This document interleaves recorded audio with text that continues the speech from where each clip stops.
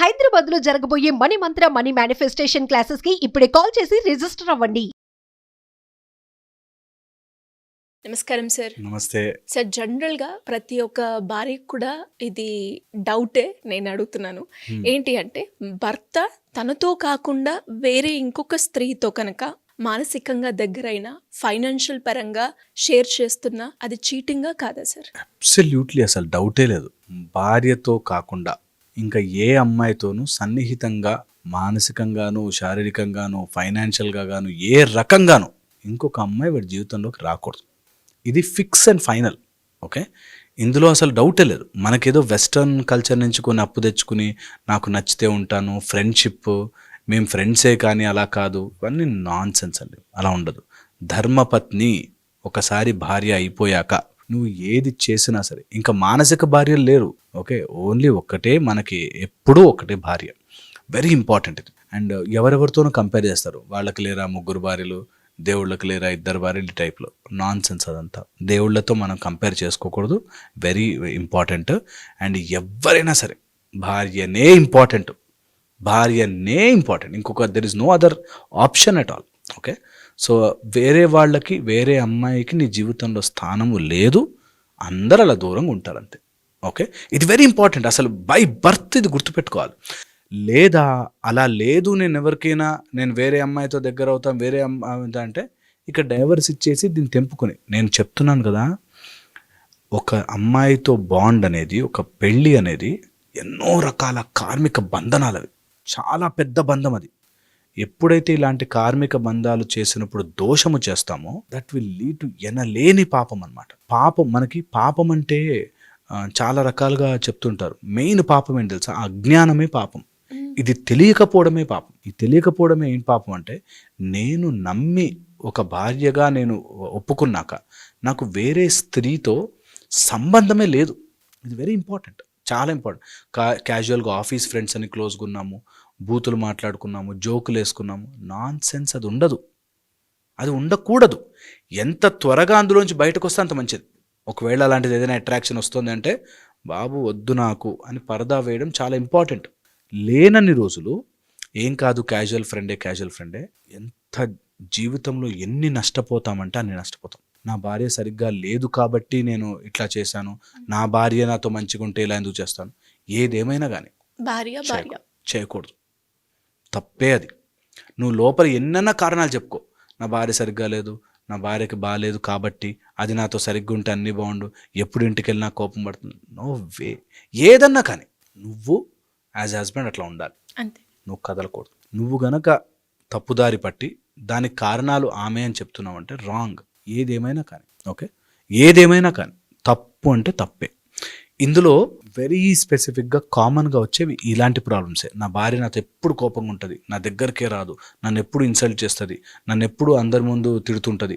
అందుకని ఏదేమైనా కానీ నువ్వు ఆ విషయాలు డీల్ చేసుకో, ఆ విషయాలు మాట్లాడుకో, ఆ విషయాలు సెట్ చేసుకో, ఆ విషయాలు గట్టిగా కలిసి ఇద్దరు కూర్చొని కొట్లాడుకోండి. కానీ వేరే స్త్రీని లోపలికి రానివ్వద్దు, వేరే స్త్రీని జీవితంలోకి ఎంటర్ కానివ్వద్దు. అంతే.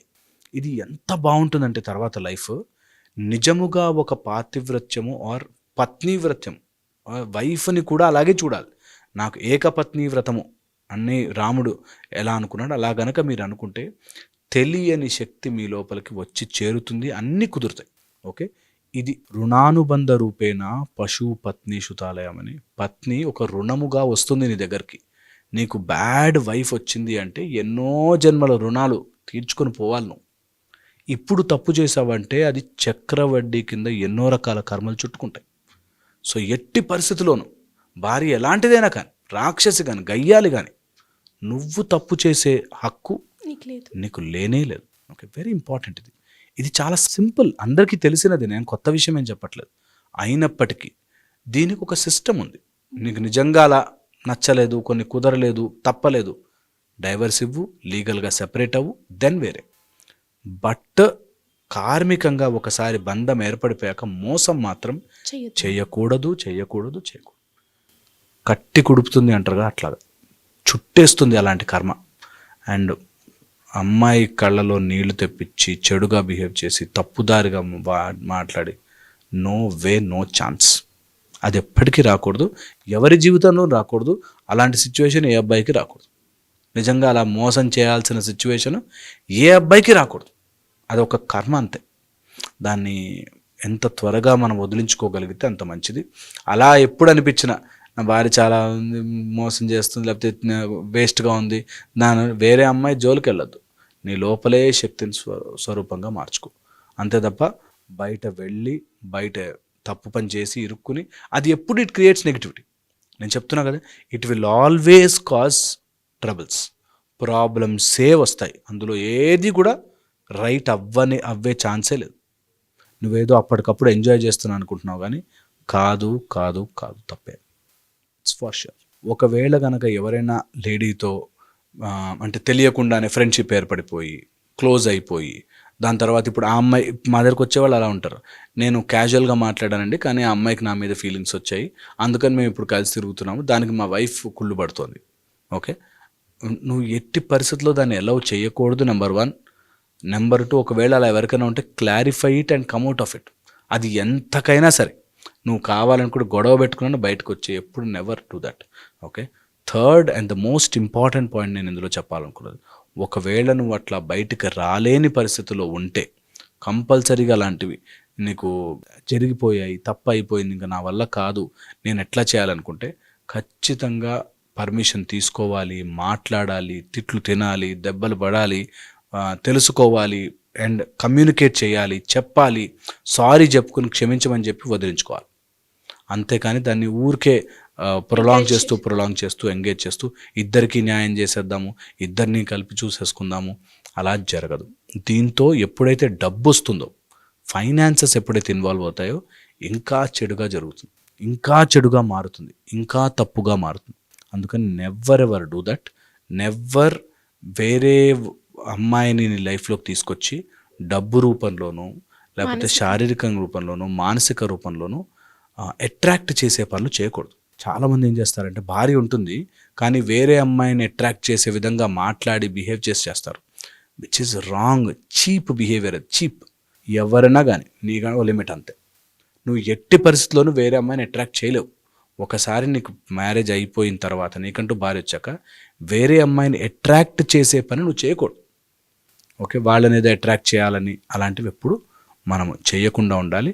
అలాంటిది ఏదైనా దోషం ఉంటే, అలాంటిది ఏదైనా పాపం ఉంటే మనకి ఎంత కుదిరినా సుబ్రహ్మణ్య స్వామికి మనం కనుక ప్రే చేసుకోగలిగితే, సుబ్రహ్మణ్య అభిషేకం చేయించగలిగితే ఇలాంటివి ఏవైనా చెడు ప్రభావాలు ఉంటే మెల్లగా పోతాయి. ఓకే, సో సుబ్రహ్మణ్యకి సంబంధించిన ఏదైనా ప్రొసీజర్స్ కానీ లేకపోతే సాధనలు కానీ చేసుకోవడం చాలా ఉపయోగపడుతుంది. లేదంటే హనుమంతుల వారిని పట్టుకుంటే భద్రాంజనేయ స్వరూపం ఎప్పుడు హెల్ప్ చేస్తుంది. హోప్ ఇది హెల్ప్ చేస్తుంది. ఖచ్చితంగా సార్. అండ్ చాలామంది ఇప్పుడు మనం చూస్తే అంటే ఒక్కసారి మీరు అన్నట్టుగానే భార్యతో అంటే పెళ్ళి ఎప్పుడైతుందో మంచైనా చెడైనా లేదంటే ఇంకేదైనా కూడా భార్యకి భర్తే, భర్తకి భార్య సర్వస్వం చెప్తూ ఉంటారు. బట్ అలా కాకుండా ఒక స్టెప్ తీసుకొని ముందుకెళ్ళడం మనం చూస్తే ఇది సైకలాజికల్గా మనకి నెగిటివ్గానే అండ్ స్పిరిచువల్ వైపు మనం వెళ్ళినా మనని కర్మ కూడా ఖచ్చితంగా అబ్సల్యూట్ అది తప్పే. నిజంగా కూడా పీస్ ఆఫ్ మైండ్ ఉండదు. ఖచ్చితంగా మనం అనుకుంటాం కానీ అసలు నో పీస్ ఆఫ్ మైండ్. అలా చేసిన వాడు, తప్పు చేసిన వాడు, చీకటి పని చేసిన వాడు చీకటే. చీకట్లో ఏ పని చేసినా తప్పే. Thank you sir. Thank you so much.